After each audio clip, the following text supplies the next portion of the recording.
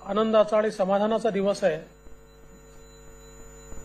की 2.5 वर्षापूर्वी जी घोषणा झाली होती ती घोषणा आज प्रत्यक्षात येते। खरं म्हणजे ज्यावेळी राज्यामध्ये पहिल्यांदा आपण कर्जमाफी केली त्यावेळी 25,000 रुपये नियमित कर्ज भरणाऱ्यांच्या खात्यामध्ये दिले होते। दुसऱ्यांदा कर्जमाफी झाली त्यावेळेस घोषणा झाली की यावेळी नियमित भरणाऱ्यांच्या खात्यात 50,000 रुपये दिले जातील, पण दुर्दैवाने ते 50,000 रुपये काही जमा झाले नाही। सातत्याने 2-2.5 वर्ष शेतकरी आम्हाला विचारायचे की आम्ही नियमित कर्ज भरलं पण आमचे 50,000 कधी मिळणार, पण ते काही मिळत नव्हते। पहिल्याच बैठकीत ते सांगितलं की हा शब्द आपल्याला पूर्ण करायचा आहे आणि शेतकऱ्यांच्या खात्यामध्ये हे 50,000 रुपये तात्काळ गेले पाहिजे।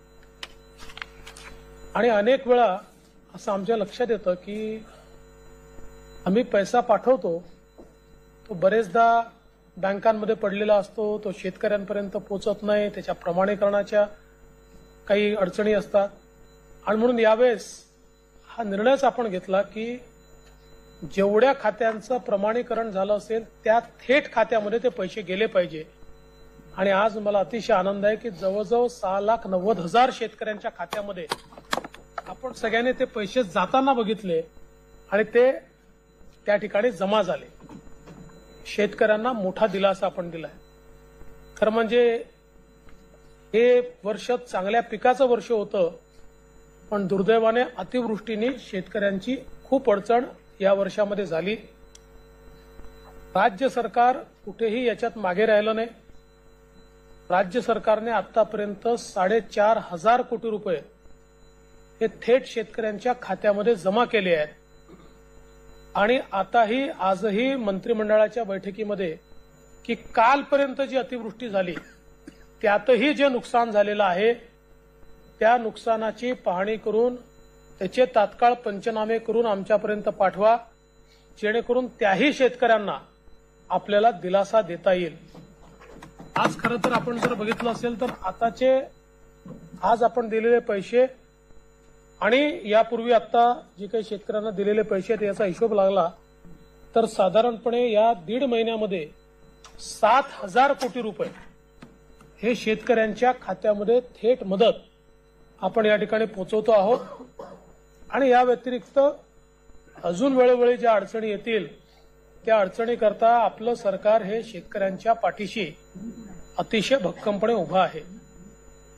आजही आपण मंत्रिमंडळात काही चांगल्या योजना देखील शेतकऱ्यांकरता केल्या, योजना स्ट्रेंथन करण्याचं काम आपण केलं आणि येत्या काळामध्ये मोठ्या प्रमाणात आपली शेती फायद्याची कशी होईल, वातावरणातल्या बदलाचा जो परिणाम शेतीवर होतोय तो परिणाम कसा कमी करता येईल आणि त्याचसोबत येत्या काळामध्ये ही संपूर्ण शेतीच्या नुकसानीची योजना जी आहे म्हणजे त्याच्यात कम्पेन्सेशन देण्याची ही सॅटेलाइट बेस कशी करता येईल असा आपला प्रयत्न आहे। आणि मला विश्वास आहे की आम्ही हे लक्ष ठेवलंय की येत्या काळामध्ये अशा प्रकारचं नुकसान झाल्यानंतर कोणालाही पंचनामा करावा लागणार नाही। थेट सॅटेलाइट इमेजरीच्या आधारावर त्या शेतकऱ्याच्या नुकसानाचं असेसमेंट आपल्याला करता येईल आणि त्या असेसमेंटच्या आधारावर ऑटो पायलट मोडमध्ये त्याला इन्शुरन्स मिळाला पाहिजे अशा प्रकारची एक रोबस्ट सिस्टीम आता आपण डिझाईन करतो। कालही त्याचं एक प्रेझेंटेशन झालेलं आहे, त्याच्यात काही अडचणी आहेत त्या आपण दूर करू आणि येत्या काळामध्ये ही सिस्टीम उभी राहिल्यानंतर निश्चितपणे जे काही शेतकऱ्यांचे आक्रोश असतो की आमच्याकडे पंचनामा झाला नाही, आमचा चुकीचा झाला, या सगळ्या अडचणी आपल्याला दूर करता येतील, याच्यामध्ये ऑब्जेक्टिव्हिटी आपल्याला आणता येईल। एकूणच आपलं सरकार जे आहे हे पूर्ण शक्तीनिशी शेतकऱ्यांच्या पाठीशी उभं आहे। शेतकऱ्यांना सन्मानाने जगता यावं हा आपला प्रयत्न आहे। यासोबत वेगवेगळ्या प्रकारे सिंचनाच्या योजना पूर्ण करणे असेल, त्यासोबत जलसंधारणाच्या योजना पूर्ण करणं असेल, जलयुक्त शिवार योजना पुन्हा सुरू करण्याचा निर्णय मंत्रिमंडळात घेतला, त्यामुळे त्यातनं जलसंधारणाची कामं असतील ही सगळी कामं येत्या काळात पूर्ण करून आपण निश्चित आपल्या शेतकऱ्यांना एक मोठा दिलासा देण्याचा प्रयत्न करू. आज सहकार विभागाचं मी मनापासून अभिनंदन करतो, त्यांचे आभार मानतो की त्यांनी जी काही सूचना आम्ही मंत्रिमंडळात दिली होती त्याचं तंतोतंत पालन केलं आणि शेतकऱ्यांना आज थेट पैसे मिळाले.